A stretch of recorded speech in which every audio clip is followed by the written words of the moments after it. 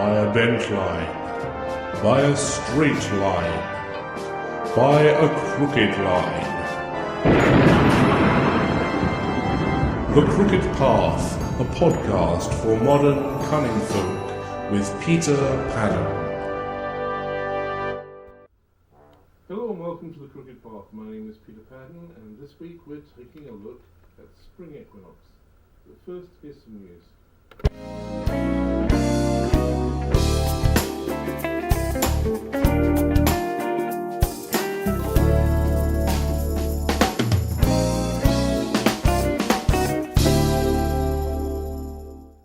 In case you hadn't already guessed, after the number of times I've been pimping it out there, from now on, almost every Saturday, Linda and I are going to be vending along with Anna Strongwolf at the Melrose Trading Post, their new site in Woodland Hills at the Taft Charter High School. And I will be selling my crazy etched glassware, and Linda will be selling a pottery, and Anna will be selling her funky pagan jewellery. So, good place to come and buy gifts. It's a good place to wander around because it's got some really cool vendors. We're easy to find. We're next to the bug guy, and he can't be missed because his booth is huge, and he's got butterflies and bats and shrunken heads and all sorts of cool stuff. So look for him, and we'll be sitting right next to him. Did want to let you know that we have some new books coming out by Mama Star Casas. First one is Conjure Wisdom, Workings and Remedies, and we're working on that at the moment, and it'll be out hopefully in the not too distant future. It's basically the affirmations that she posts on a daily basis, along with workings and remedies that people have asked for. And a little bit later we will be releasing another book by her, the Mama Star's Old Style Conjure Recipe Book, which is another one by popular demand, providing some of the recipes for things that she talks about in the Conjure Workbook. And she wrote this one with Darren Owens, who is a best-selling New Age author and manager to the stars, and incidentally also me. But it's a good. They're both little books, so they'll be cheap, and I think you'll find they're packed full of goodness. And keeping on the theme of Mama Star, this is a Mama Star news flash, really. In the not too distant future, I believe it's June, she is doing a weekend intensive on Old Style Conjure in Arkansas. So if you happen to may just be live streaming it as a pay-per-view event. So keep your eyes peeled on the K-Hex website for that. That's k-hex.org for news of Mama Star live streaming video pay-per-view events coming up. And lastly, as some of you may be aware, we are in the middle of our second year with the training coven of Goriad Al Tree, and we have decided that when we start the third year, which will be sometime in the fall, we are going to have the next intake of students training through weekend intensives. That means that I will be travelling to where you are to do a weekend intensive, and we're going to be looking for people to host those, and some of them will be hosted by existing students, and some of them will be hosted by people who are new to the whole thing, because we want to get out there and give people an opportunity to get some hands-on training. So keep your eyes open for more information on that as we go. And that, boys and girls, is the news for this week.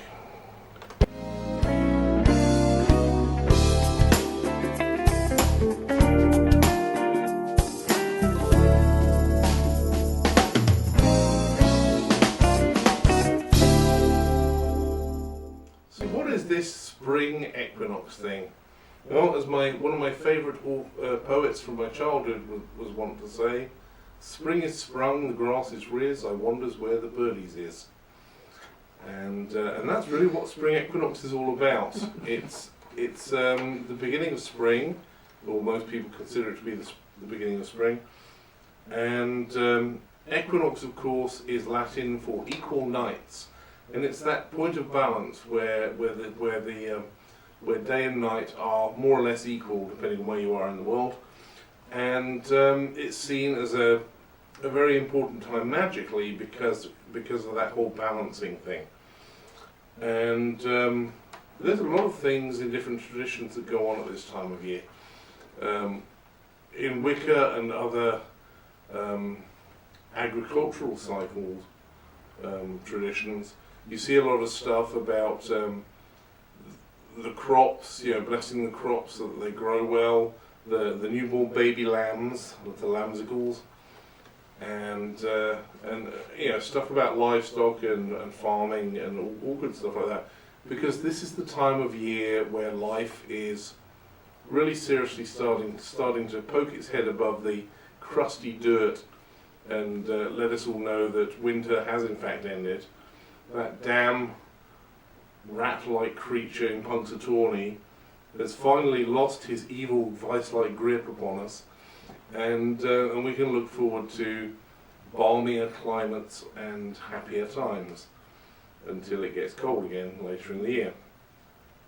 And this in the agricultural environment, a lot of the mysteries and the magic and the celebrations are to do with new life, giving birth to lambs and calves and piglets and little chicky birds and all kinds of other weird frolicking farm animals. And of course, a lot of people associate it with Eostra or Ostara, to give it its Germanic name, which has nothing at all to do with Easter, despite what the idiots keep posting on Facebook and Twitter and God knows where else. Ostara is not pronounced Easter and has nothing to do with either the Christian or the Jewish celebrations at that time of year. Their spring rites have more to do with what we as traditional witches tend to do at this time of year, which is work through part of the Sacred King cycle. And if you're a crazy Welshman like what I is, the chances are that the particular aspect of the Sacred King mysteries you're going to be leaping upon at this time of year is the naming and arming of the hero. In my case, because I work with the stories of the Mabinogion, the naming and arming of Lugh is very important to us at this time of year. Hlaugifis, to pronounce it correctly, but Lugh, as he's known by most people who don't speak Welsh, he is the eponymous hero, a very good archetype for the hero's journey, which is essentially another name for the Sacred King cycle. And the particular part of the story, I've told the story plenty of times on the podcast already, so the very short version, because of the circumstances of his birth, basically he proved his mother ineligible for the job she was interviewing for at the time. Pretty bad timing on his part, you might think. And so she was pretty miffed, and she cursed him with 3 curses. And the first 2 was that he should never receive a name or arms unless it was from her, and that she would never do so. And this in Celtic society was very serious, because you weren't anyone until you had a name. Your name was everything, and you weren't an adult until you received arms. That's pointy, sticky things, not the things that dangle off your shoulders, just in case you're wondering. Adolescent Celts didn't wander around sort of with no upper limbs. It was arms is as in arms race, not as in arm wrestling. I know it's very confusing, especially for the Americans in the audience, but you'll keep up if you try. And yeah, I will get lambasted for that, but it's worth it. I'm just in a very, very weird mood today, so I would say ignore me, but I want you to listen to my podcast, so don't ignore me, whatever you do.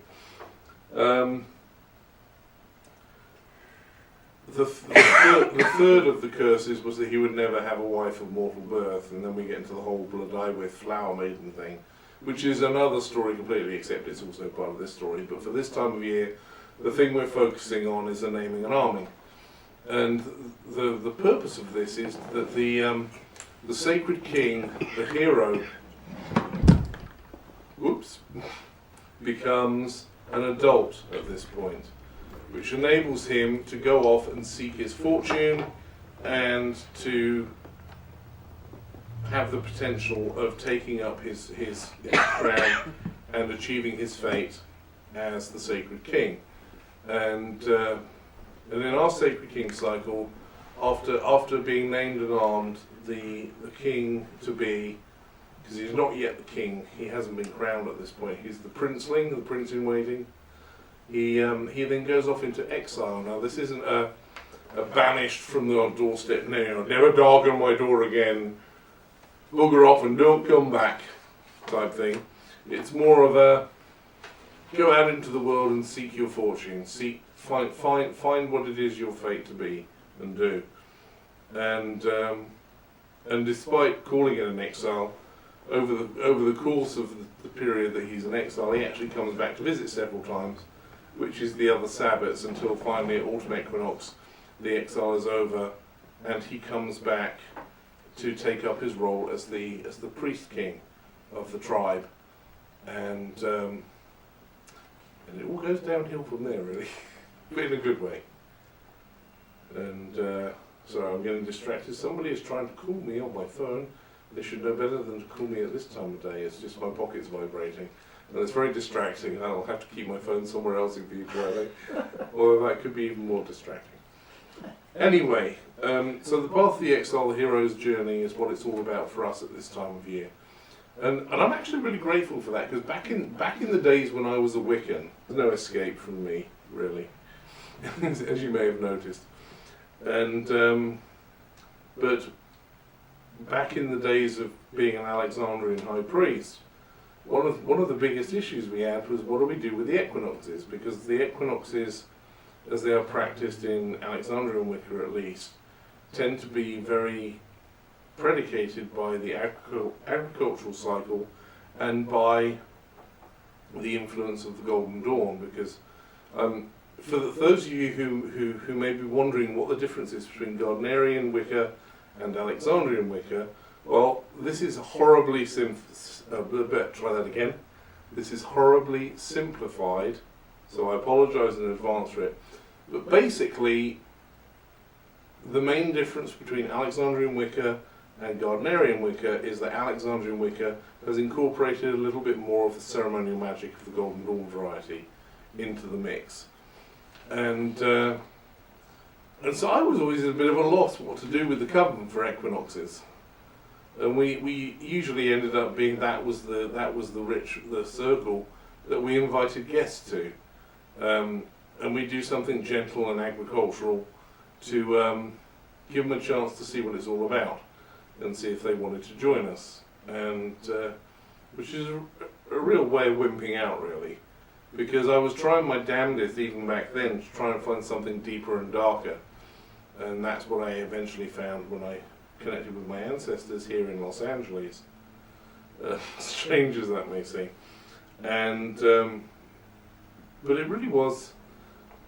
It was a hole in the wheel of the year for me. I never really got the equinox until I stopped doing it as an agricultural cycle and started doing the Sacred King cycle. That was the piece that was missing for me, really. And so now it's become very important to me. Now, the exile thing can be a little tricky because, as we found out many years ago, it is rather fond of expressing itself in what we like to call the fuck you mysteries. That whole exile, the never darken my door piece can come into play very easily. And that can be a little bit of a problem, because if you have someone who's carrying Sacred King for the entire year, and at the equinox they go off in such a huff that they never come back again, it kind of messes with your Sacred King cycle. So we've learned to tone it down and focus on the other aspects of the exile, which is much better. And that's what we do. So let's move on to some praxis.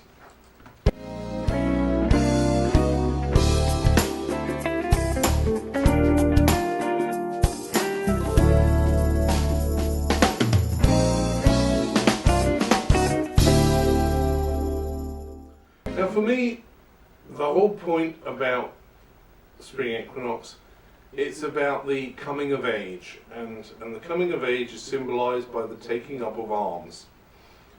And so that really begs the question: what kind of arms do you provide for a witch?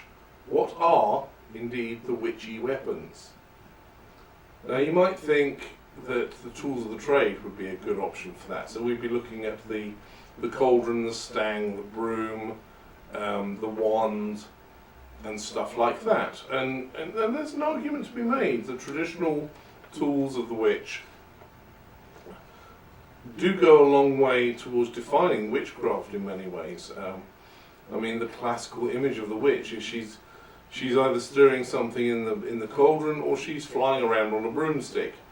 And then there's the pointy hat and the warts and the cackling and the baking of children in the oven, which is a terrible waste of a good oven. If you've got a really good oven, you shouldn't be baking children. You should be doing a really nice beef Wellington or a roast leg of lamb en croûte, or something wholesome like that, not some spotty little oik from the village. And a lot of people in the modern pagan community tend to define their role through their tools of the trade, if you will. You go to any pagan gathering and you will see people who are cloaked and walking around with big staffs, or they have a lot of silver jewellery. You know, there's all the cliches about eclectic Wiccans and witches. They tend to be weighed down in silver and wear an awful lot of velour. You know, the velvet cloaks and all kinds of stuff like that. And I'm being flippant, but I'm not really knocking the tools of the trade, because the tools of the trade in Wicca, it's the classic elemental weapons: the sword, the chalice, the wand, and the brain fart, apparently. Sword, chalice, pentacle, that was the other one. The symbols of earth, air, fire, and water. In traditional witchcraft, you're probably looking more at the stang, the cauldron again, the stone, the hearthstone, the skull, and the staff or the walking stick. But as I'm fond of saying, and my students are always making fun of me for saying this, but I will keep saying it because it obviously works, because they all actually, it gets through to them eventually, and they actually get the point of what I'm saying, is that if you can't work magic stark naked in a concrete bunker with a bath plunger in your hand, then you cannot work magic. You're not a witch.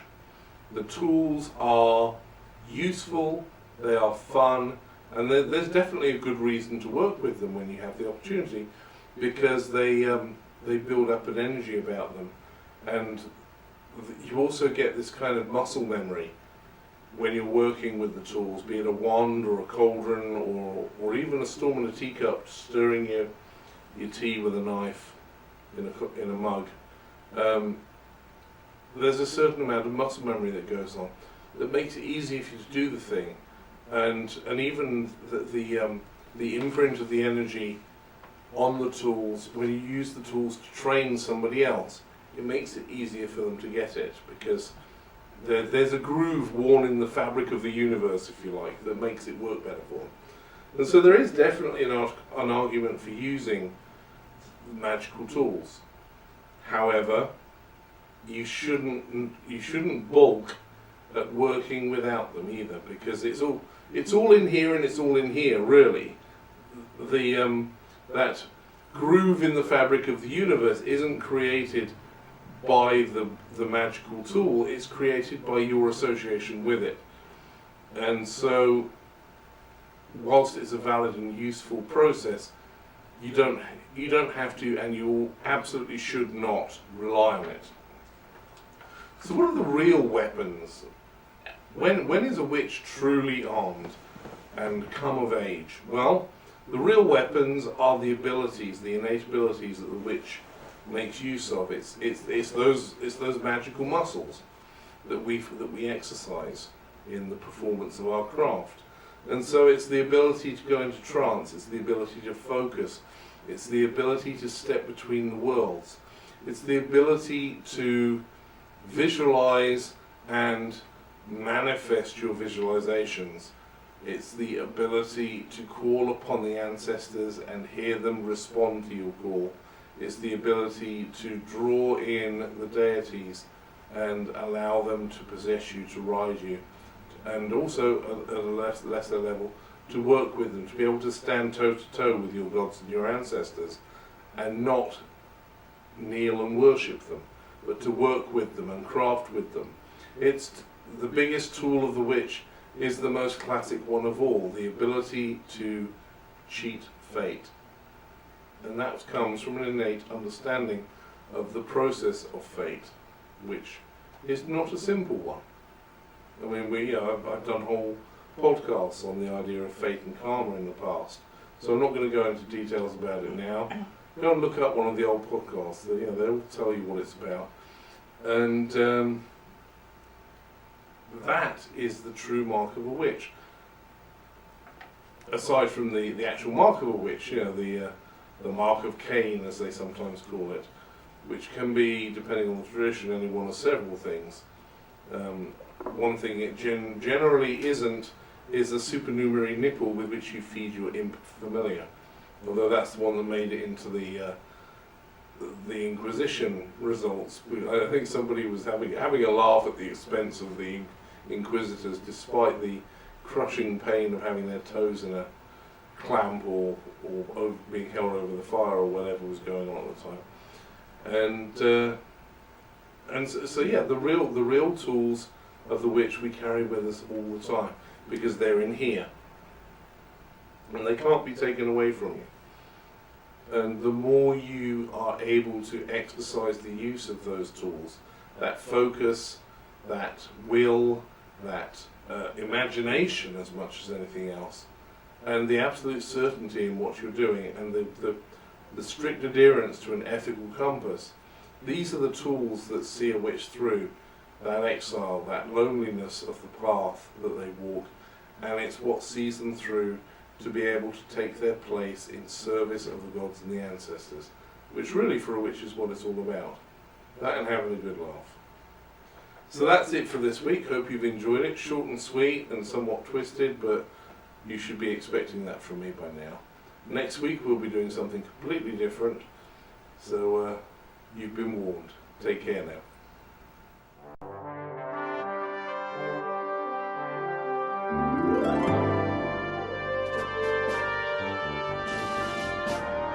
By a bent line, by a straight line, by a crooked line. The Crooked Path, a podcast for modern cunning folk with Peter Pagan.